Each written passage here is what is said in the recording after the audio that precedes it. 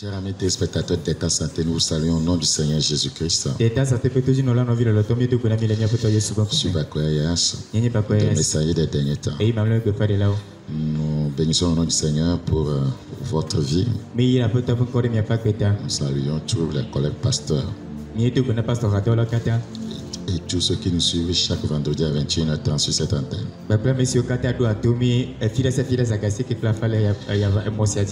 Nous vous apportons une exhortation qui va vous fortifier. Seigneur, bénis ta part au fond de chacun et rapproche des multitudes davantage de toi. Merci pour cette grâce. Ce message que nous donnons, c'est pour les croyants. C'est pour ceux qui ont été délivrés de leurs péchés par son sang. Les rachetés du Seigneur ont des privilèges dus à leur rédemption.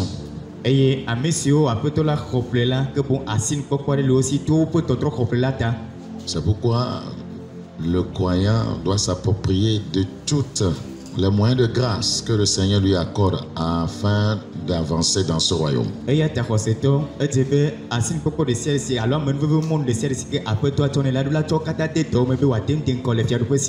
Si vous vivez dans le péché, ce message ne vous est pas approprié. Si vous n'aimez pas le Seigneur, ce message ne pourra pas vous profiter. Si vous n'êtes pas un croyant consacré, ce message ne peut pas vous pousser à aller de l'avant.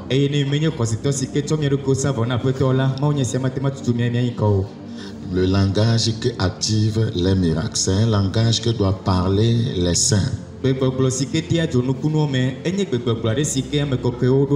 C'est tellement important. Une fois qu'on est dans le royaume, on a le droit de parler un tel langage. Parce que c'est le langage de Dieu. Donc nous voulons par ce message amener les uns les autres à renoncer à tout langage qui complique, voyez, sa vie.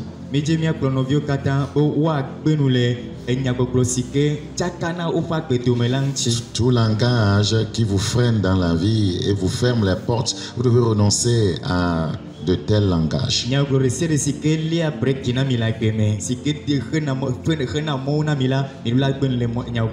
a un langage qui active le miraculeux. Il y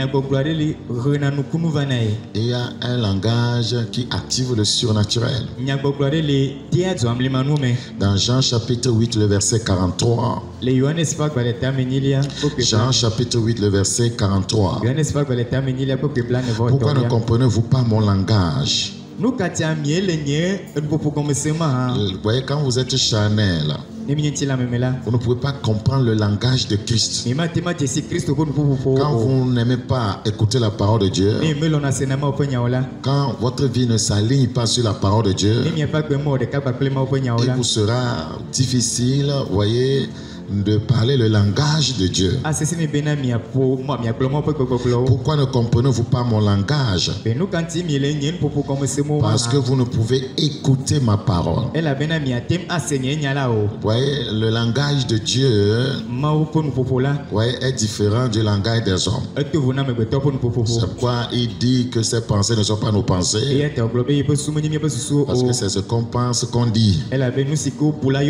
Ses voix ne sont pas nos voix. Donc, quiconque ne s'aligne pas sur la parole de Dieu ne peut comprendre le langage de Christ. Car le langage de Christ engendre le surnaturel. Vous voyez, dans Jean chapitre 11. Jean chapitre 11. Nous considérons le verset 11. Après ces paroles, il leur dit: Lazare, notre ami, dort, mais je vais le réveiller. Ne dis pas qu'il est mort.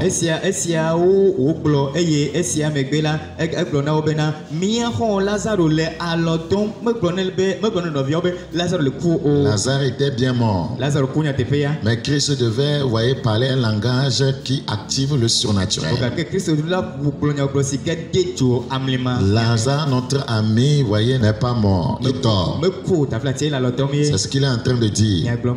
Donc il ne veut pas dire quelque chose, voyez, qui va empêcher le surnaturel. Jésus avait une manière de parler. Si nous sommes de lui, la Bible dit tel il est, tel nous sommes dans ce monde. Dans Matthieu chapitre 9, le verset 24. Matthieu chapitre 9, le verset 24. La Bible dit, il leur dit, retirez-vous car la jeune fille n'est pas morte, mais elle dort. Elle était bien morte.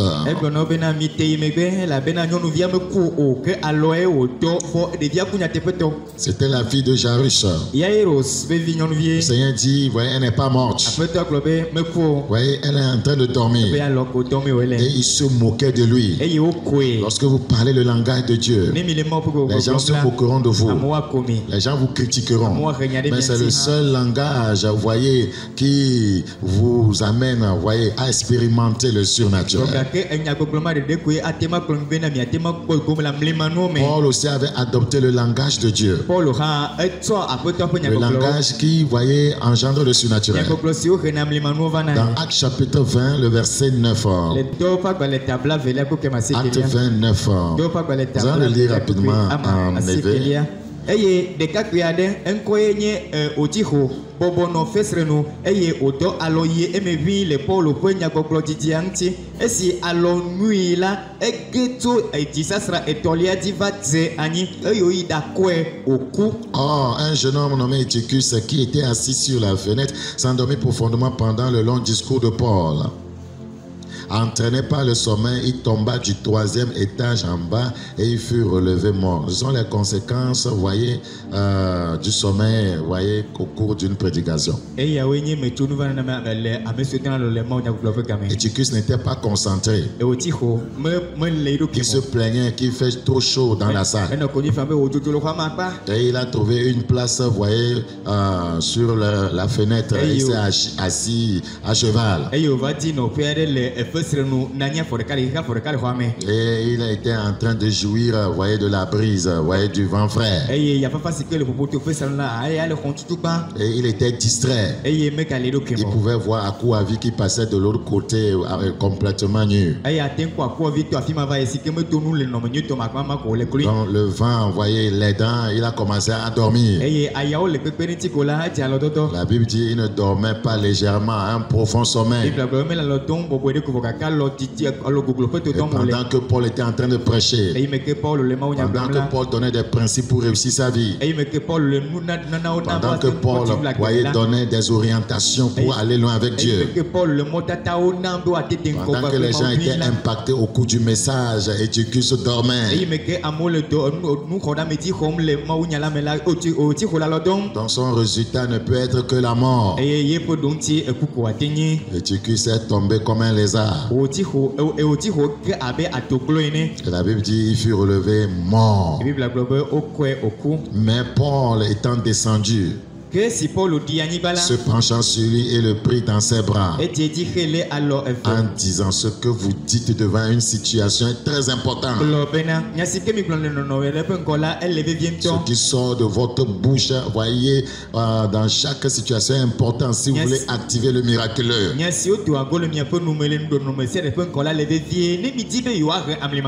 On n'a pas crié je suis perdu. Les gens diront que c'est au cours de mon ministère qu'il est mort. Allons-nous faire de ce jeune homme? Seigneur, pourquoi as-tu permis ceci? Il dit simplement ne vous troublez pas. Le langage de Dieu, le langage qui, voyez, active le miraculeux. Ne vous troublez pas. Quand son âme est en lui, mais il était mort. Ce langage va activer le surnaturel. La Bible dit au verset 12, le jeune homme fut ramené vivant parce qu'il y a un langage qui a activé le miraculeux. Et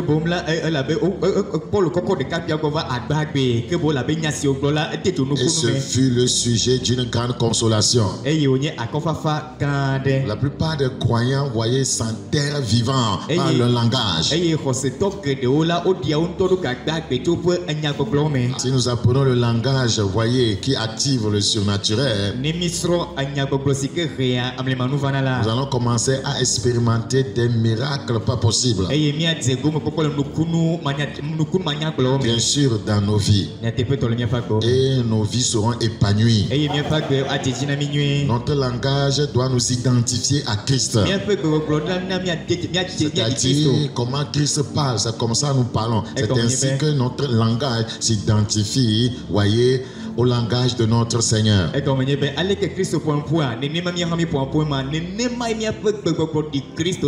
Dans Matthieu chapitre 26, le verset 73. Matthieu chapitre 26, le verset 73. Peu après, ceux qui étaient là, s'étant approchés, dirent à Pierre, certainement, tu es aussi de ces gens-là, car ton langage te fait reconnaître. Ton langage te fait reconnaître. Ton langage dénote que tu, voyez, est ou bien était avec Christ.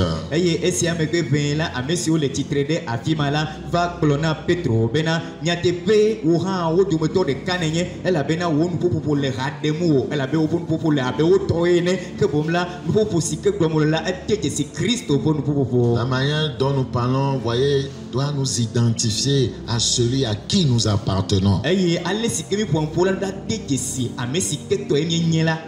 Vous voyez, il est souvent dit tel père, tel fils. Donc nous devons parler le langage de Christ. C'est tellement important. La plupart d'entre nous, nous parlons comme si nous ne sommes pas de Dieu. Notre langage ne dénote pas que nous sommes croyants, nous sommes nés de nouveau transformés. Notre langage ne prouve pas que nous avons compris que Dieu a après nous avoir, voyez, racheté, a fait de nous des prêtres et des rois et que nous sommes appelés à régner sur la terre, à présider aux destinées de la terre.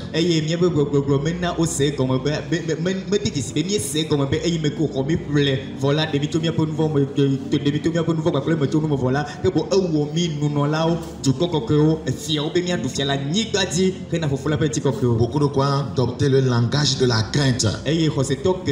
Le langage du désespoir. Ce n'est pas le langage de Dieu. Vous devez changer de mentalité. Nous avons besoin du renouvellement de l'intelligence.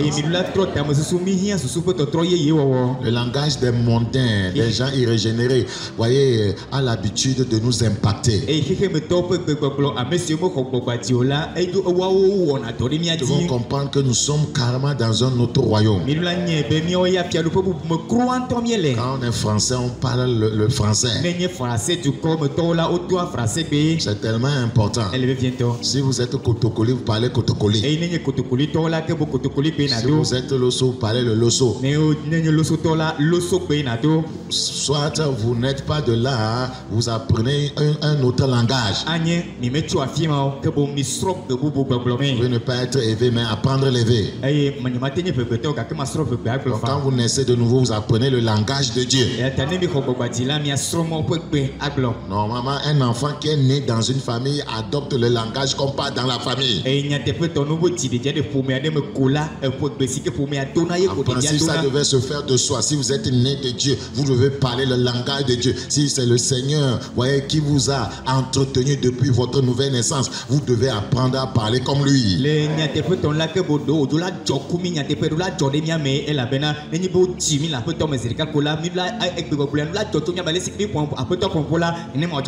Dans Jude chapitre 1, le verset 16. Jude chapitre 1, le verset 16. Ce sont des gens qui murmurent, ce n'est pas le langage de Dieu. Quand le peuple de Dieu était conduit par Moïse, voyez, pour aller à Canaan, voyez, leur langage dans le désert les a décimés. Ce sont des gens qui murmurent, qui se plaignent de leur sort. Ce n'est pas le langage d'un enfant de Dieu. Cessez de vous plaindre et dites pas votre langage, votre bouche, ce que vous voulez. C'est tellement important. Ce sont des gens qui murmurent. Nous devons arrêter avec de tels comportements. Qui se plaignent de leur sort. Personne n'est auteur de votre sort. Vous pouvez changer votre sort. Si vous vous alignez sur la parole de Dieu et si vous adoptez le langage de Dieu. Dans Romains chapitre 4, le verset 17, nous allons voir concrètement ce que c'est que le langage de Dieu. Romains chapitre 4, le verset 17. Romains chapitre 4, le verset 17. Je t'ai établi père d'un grand nombre de nations. Il est notre père devant celui auquel il a cru. Dieu qui donne la vie aux morts et qui appelle les choses qui ne sont point comme si elles étaient, et qui appelle les choses qui ne sont point comme si elles étaient. L'enfant est mort, Jésus dit il dort. Il a appelé ce qui n'est pas, c'est-à-dire le sommeil, comme si c'était le sommeil.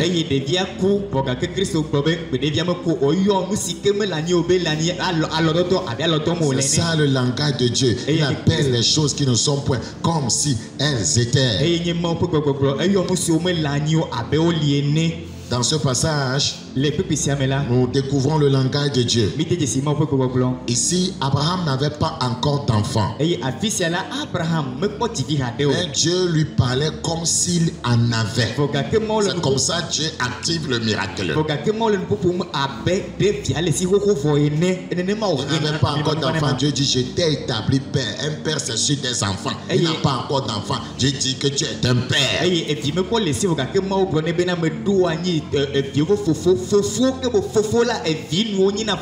Il n'a pas dit je t'établirai père. Dieu parle de quelque chose qui n'existe pas encore. Mais il en parle comme si cela existait déjà. C'est ça la puissance du langage de Dieu. Je me rappelle d'un frère. C'est un docteur actuellement. Il voulait se marier. Oui, je les entretenais dans la parole à l'époque. Et on lui a fait la liste de la dot. C'était très élevé cette liste-là. C'était élevé vraiment. Ça allait environ 1 million. Il y en a. Le frère a acheté premièrement une valise. Il appelle les pagnes. Avant que vous ne sachiez, il y a des pagnes dans la valise. Il appelle des sacs. Avant que vous ne sachiez, il y a des sacs dans la valise. Le frère a donné au-delà de cette dot. Pourtant, c'était à l'époque un interne à l'hôpital. Il a envoyé parler le langage qui active le surnaturel. Si vous aimez réellement, voyez, celle que vous voulez épouser, voyez, vous ferez des miracles. L'amour fait des miracles. Le miracle de notre conversion, voyez, est mu par l'amour de Christ envers l'humanité. Dieu a tant aimé le monde qu'il a donné son Fils unique afin que quiconque croit en lui ne périsse point, mais qu'il ait la vie éternelle.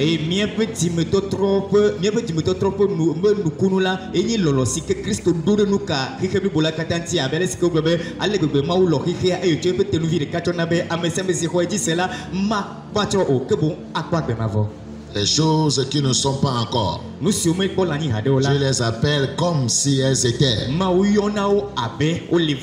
Comme si elles étaient déjà accomplies.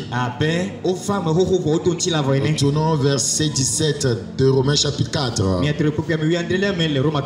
t'ai établi père d'un grand nombre de nations. Tu n'as pas encore d'enfant, mais je t'ai établi père. Ce que le Seigneur dit va venir à l'existence. Le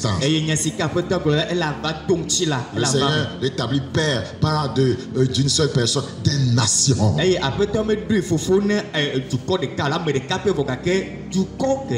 est notre père devant celui auquel il a cru. Dieu qui donne la vie aux morts et qui appelle qui appelle.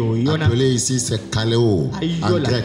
Ça veut dire, il invite ça. C'est invitation. Kaleo. Dieu Kaleo les choses qui ne sont point comme si elles étaient. Kaleo voudra dire sommation. Dieu somme la chose qui n'est pas. Voyez, d'être. Une sommation est une chose non négociable. Si, voyez, la police vous somme d'être là, voyez, parce qu'on veut vous voir. Voyez, vous savez, c'est urgent. Vous n'avez pas de choix. Ça ne se négocie pas, sinon vous aurez des problèmes. Voilà. On ne négocie pas ça.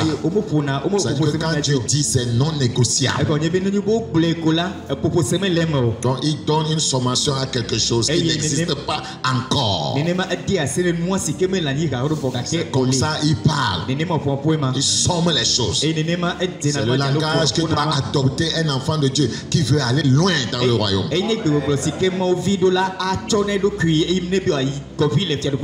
Tu es là où tu es, voyez, à cause de ton langage. Tu es le produit de ton langage. Tu es le produit de tes paroles, de tes déclarations, de tes confessions. Dans Psaume 33, Psaume chapitre 33, Psaume chapitre 33, nous lisons le verset 9. Psaume chapitre 33, le verset 9. Car il dit et la chose arrive. Amen. Il ordonne et elle existe. Il dit. Qu'est-ce que tu dis?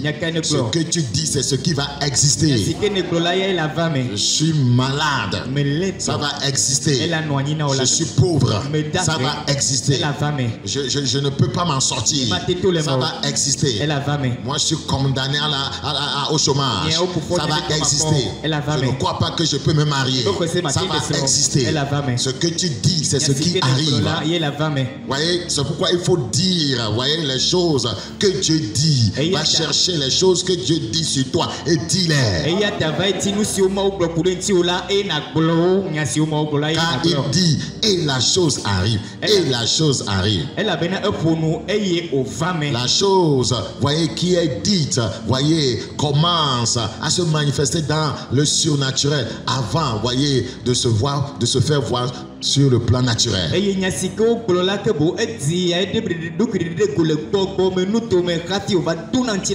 ce que vous dites qui finira par exister. C'est ce que vous dites chaque jour qui finira par exister, par vous rattraper dans la vie.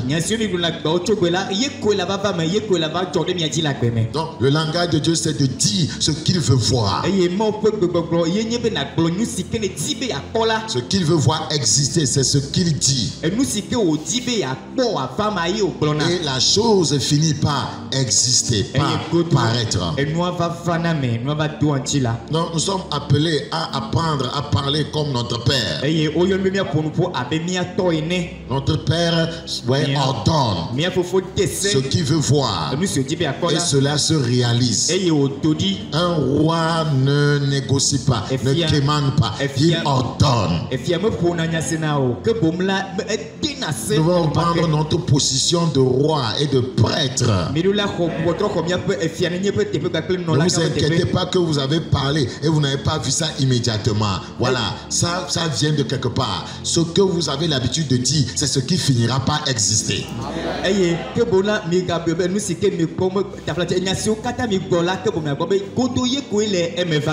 Es-tu célibataire? Donc une sommation à ton mariage. Es-tu malade? Donne une sommation à ta guérison. Es-tu pauvre? Donne une sommation à ton enrichissement. Romains 4 encore, le verset 17. Romains chapitre 4, le verset 17. Nous lisons encore ce passage. J'étais établi père d'un grand nombre de nations. Il est notre Père devant celui auquel il a cru. Dieu qui donne la vie au monde et qui appelle les choses qui ne sont point comme si elles étaient. Ouais, le Seigneur dit qu'il a établi Père alors qu'il n'avait pas encore d'enfant. C'est ce que le verset 18 nous fait comprendre. Espérant contre toute espérance, alors qu'il n'avait pas encore d'enfant. Il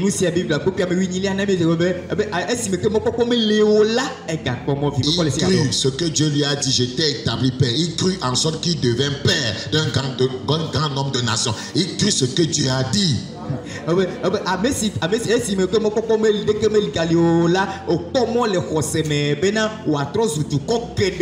Comment est-ce que, voyez, Abraham a activé ce que Dieu a dit et ça s'est passé dans sa vie?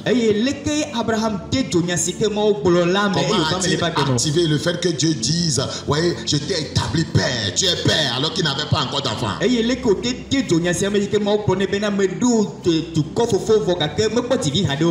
La Bible dit il crut. Oui, il crut. En sorte qu'il devint Père d'un grand nombre de nations. Là, Abraham disait, je suis Père d'un grand nombre de nations.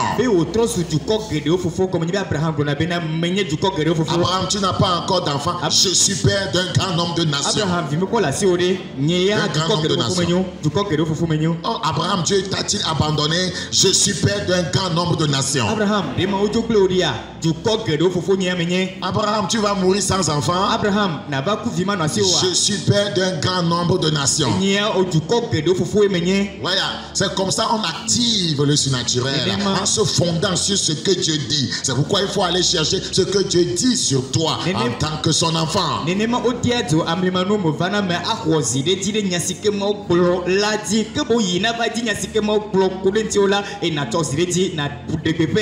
C'est tellement important. L'ennemi viendra avec le doute.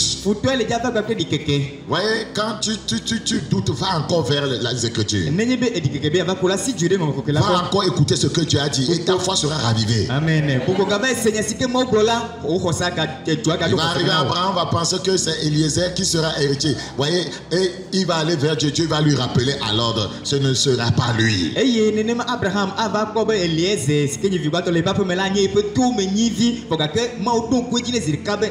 Parce qu'il était toujours en contact avec Dieu et sa foi se fondait sur ce que Dieu lui disait. Dieu le rappelait.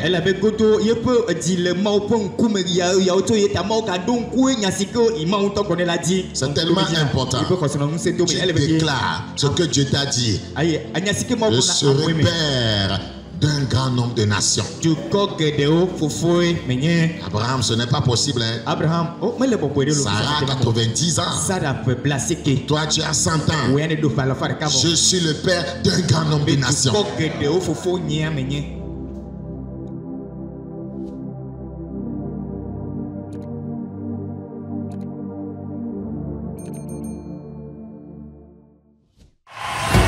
Pour célébrer la grâce de Dieu en cette fin d'année 2024, les messagers des derniers temps et la chorale Réveil vous invitent à un concert exceptionnel d'action de grâce.